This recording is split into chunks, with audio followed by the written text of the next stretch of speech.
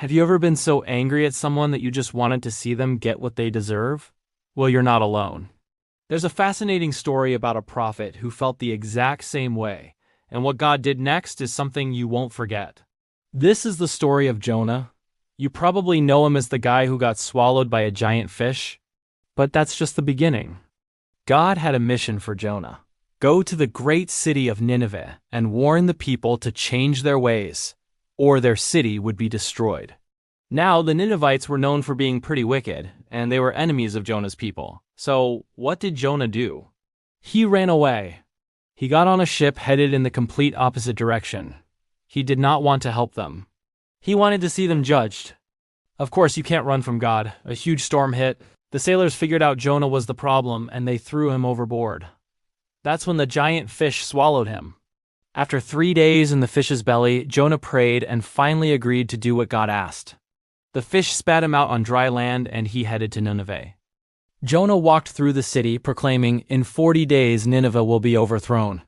He probably said it with a bit of satisfaction, thinking, finally these guys are going to get it. But then, something amazing happened. The people of Nineveh, from the king down to the lowest servant, actually listened. They believed God's message. They stopped their evil ways, put on sackcloth, and fasted. They repented genuinely. And God, seeing their sincere change of heart, had compassion. He decided not to bring the destruction he had warned them about. He showed them mercy. You think Jonah would be thrilled, right? Mission accomplished, lives saved. But no, Jonah was furious. He went out of the city, sat down on a hill, and pouted. He literally said to God, "This is why I ran away. I knew you were a gracious and compassionate God, slow to anger and abounding in love. I knew you'd forgive them." He was so upset that he asked God to just end his life. So Jonah sat there, stewing in his anger, waiting to see what would happen. As he sat under the hot sun, God caused a leafy plant to grow up quickly over Jonah, giving him wonderful shade. And for the first time in a while, Jonah was happy. He loved that plant. But the next day, at dawn, God sent a worm, just a tiny worm. This worm attacked the plant, causing it to wither and die. Then, a scorching east wind blew, and the sun beat down on Jonah's head until he was faint. He was miserable again, and once more he wanted to die. That's when God spoke to him. He asked, "Is it right for you to be angry about the plant?"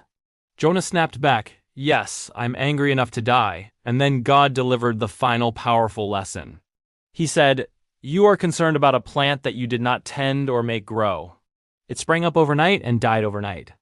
But Nineveh has more than 120,000 people who cannot tell their right hand from their left, and many animals as well. Should I not have concern for that great city?" In that moment, the point became crystal clear.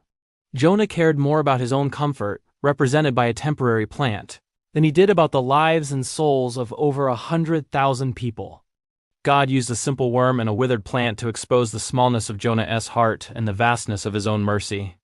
This story challenges us to look at our own hearts. Do we sometimes value our own comfort, our own sense of justice, or even our own anger more than we value people?